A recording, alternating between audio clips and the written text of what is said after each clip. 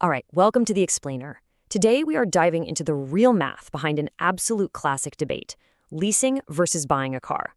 We're going to completely skip the opinions and the guesswork today, and instead we're unpacking the hard numbers that most people honestly just never run. And as you'll see, these numbers reveal a massive, massive gap in your lifetime wealth. So let's get right into it. To really break this down, let's set up a quick case study. Meet Jake and Marcus. Now, to keep things perfectly fair, both of these guys make exactly $55,000 a year. They're eyeing the exact same car, a $30,000 sedan. We're talking the same model, same trim, even the exact same color. They walk into the very same dealership on the exact same day. But when they sit down at the finance desk, they sign completely different paperwork. On the surface, one of them looks like an absolute financial genius, while the other looks like he is just throwing money away. So who's actually making the smarter choice? Let's look at the deals. Okay, so Jake goes first and signs a 36-month lease. He puts $2,000 down, and his monthly payment drops to an incredibly comfortable $299. The salesman tells him, look, it's a fantastic deal. Brand new car, full warranty, and in 3 years, just toss the keys back. No strings attached. Now, Marcus decides to buy.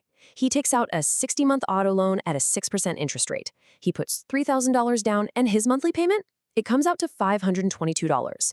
Right off the bat, that is a $223 difference every single month. Marcus definitely feels that financial sting on day one. Jake, meanwhile, feels great.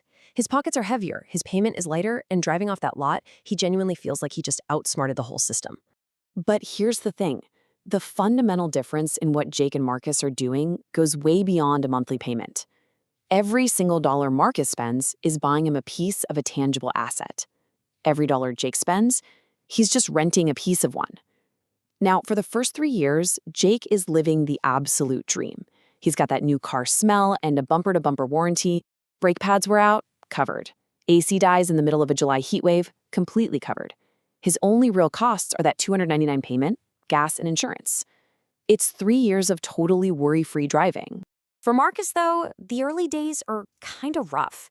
He's cutting that $522 check every month, all while watching his car lose value in real time. I mean, the second his tires hit the public road, that $30,000 car dropped to about $27,000. By the end of year one, it's worth maybe $23,000. Year two, roughly $20,000. But if you look at his loan balance, it's still sitting up around $22,000. So for the first couple of years, Marcus actually owes more money than his car is even worth. In finance, we call that being underwater. And honestly, psychologically, it feels terrible. Every payment feels like it's being shoveled into a black hole. Jake sees it, their friends see it, and honestly, the verdict seems obvious. Jake made the smartest call. Let's pull up the scoreboard at the exact 3-year mark and see how this actually builds. Jake has paid his initial $2,000 down, plus 36 months at $299. His total out of pocket is $12,764. Marcus paid his $3,000 down, plus 36 months at $522. His total, $21,792. Jake has spent $9,028 less than Marcus. So on paper right now, Jake is the undisputed champion by nearly $10,000. But pay close attention here because year 3 is exactly where this whole story takes a massive turn. At month 36, Jake's lease is up. The music stops. He drives back to the dealer and they give him 3 options. Option 1, buy the car he's been driving at its preset residual value, which is going to be roughly $16,000 to $18,000. Option 2, hand the keys over, walk away owing nothing, but have no car. Or option 3, lease a brand new car and start the whole cycle over. Well, Jake does what about 80% of leasers do. He signs a brand new contract, he puts another $2,000 down, gets another $299 payment, and signs on for another 36 months. He is quite literally back to square one. Sure, the odometer on the new car says 0, but his payment counter just completely restarted. And this right here reveals the ultimate trap that the whole low monthly payment conversation completely hides. Jake has essentially put himself on a conveyor belt. He has normalized a permanent, never-ending payment cycle. It just becomes background noise in his monthly budget, but that background noise still costs real hard-earned money. Marcus, on the other hand, he's moving toward a finish line. Yeah, he still has 24 frustrating payments left on his loan, but he has a literal end date circled on his calendar. Every single payment Marcus makes brings him one step closer to actual ownership, while every payment Jake makes just brings him closer to giving a car back again. Fast forward to month 60. This is it, the liberating moment for Marcus. He makes his final payment, and he is done. The car is 100% his, title in hand, sitting in his driveway. No more monthly bank payments. From this exact point forward, Marcus's only car-related costs are just gas, insurance, and routine maintenance. For a typical sedan, that maintenance averages out to just $100 to $150 a month for things like oil changes, new tires, maybe brakes.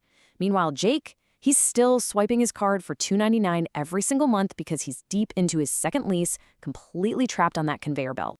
So what happens at the end of year 6? This is what we call the quiet math flip. Jake has now finished 2 full leases, he's shelled out 2 $2,000 down payments, and made 72 months of payments. His total spent $25,528. And what does he actually own for all that cash? Literally 0 assets, just a stack of receipts. Marcus, on the other hand, spent a total of $34,320 on his loan. But, and this is huge, he now has 0 monthly payments and he outright owns a car worth about $11,000 to $13,000. When you subtract that asset value from what he spent, Marcus's effective cost is only $21,000 to $23,000. It happens quietly, but look at the reality here. From year 6 onward, every single passing month makes Marcus financially stronger and makes Jake financially weaker. All right, let's move into section 1, the hidden traps of leasing. Basically, what they don't slide across the dealership desk. Dealerships absolutely love dazzling you with a low monthly payment, but they rarely highlight the surprise costs that catch so many leasers off guard. First up, mileage caps. Most leasers cap you at 10,000 or 12,000 miles a year. But did you know the average American actually drives around 13,500 miles? If you go over, you get hit with a brutal penalty of 15 to 25 cents per mile. So if you're 5,000 miles over at the end of your term, bam, that's a $750 to $1,250 surprise fee due right on the spot. Then you've got wear and tear. A minor door ding, a spilled coffee stain, all of it is billable. And the leasing company is the one who gets to decide what normal wear means, which can easily add another $300 charge. Oh, and my personal favorite, disposition fees. If you decide not to lease your next car from them, they will charge you $300 to $500 literally just for the privilege of handing their car back. And if you try to exit the lease early, you could be on the hook for the entire remaining balance. It's wild.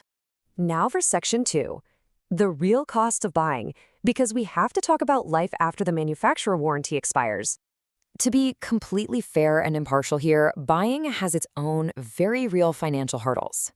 We have to look at the burdens buyers face, specifically once that sweet manufacturer warranty dies. Usually around year 3 or 4, everything shifts onto Marcus's shoulders. Brakes wear out, belts start cracking, maybe the AC compressor completely fails. For your typical sedan, out-of-pocket maintenance averages around $1,200 to $1,800 a year once you're out of warranty. Some years, sure, it's just oil changes, but other years, it's an unpredictable, soul-crushing $2,000 transmission repair that just ruins your whole month. And we can't ignore the massive early depreciation. Remember, Marcus's car evaporated $10,000 in value in just the first 2 years. The only saving grace for buyers is that depreciation slows down dramatically the longer you hold on to the car. When you buy, time is truly your best friend. Let's fast forward to the climax of our case study, the 10-year horizon. Over a full decade, Jake has essentially leased 3 to 4 consecutive cars. When you factor in all those down payments, the monthly payments, the mileage overages, the wear and tear, and those sneaky disposition fees, Jake's total 10-year spend lands somewhere between $45,000 and $52,000. And what does he have to show for it? Absolutely nothing. 0 assets. Marcus? Well, he paid off his loan years ago, and then he probably spent another $10,000 to $14,000 on various maintenance and repairs over the decade. His total 10-year spend? Roughly $44,000 to $48,000. When the dust finally settles, Marcus spent less money overall, and he still has a paid-off asset worth $4,000 to $6,000 just sitting in his driveway. Jake spent more and owns nothing. And when you stretch this logic out over a lifetime, you really see why this matters so much for your future. The difference between the two over just 1 decade is about $15,000 to $25,000. But think about it. Most people don't just drive for 10 years. We repeat this cycle 3, 4, maybe 5 times throughout our adult lives. If you multiply that decade gap by 5, you are looking at a staggering 6-figure difference in your lifetime wealth. Literally over $100,000 of wealth is determined simply by whether you habitually lease or buy and hold. Let that sink in. Section 3. When leasing actually wins. Yes, there are rare exceptions to the math. Look, leasing isn't inherently evil. There are a few specific scenarios where the math actually tilts in its favor. First, business owners and the self-employed. Lease payments can often be partially or even fully tax-deductible as a business expense. That tax advantage alone can completely wipe out the ownership gap. Second, luxury and high-performance cars. If you drive a complex vehicle where a post-warranty brake job costs $4,000, leasing keeps you safely tucked inside that warranty window permanently. Honestly, leasing a high-end BMW is a very different mathematical conversation than leasing a Honda Civic. And finally, the incredibly disciplined investor. If Jake genuinely took that $223 a month he saved over Marcus in the beginning and actually invested it into an index fund, returning 8 to 10% annually, he could theoretically come out ahead. But let's be real, that requires a level of discipline most of us just don't have. Most people just spend the difference.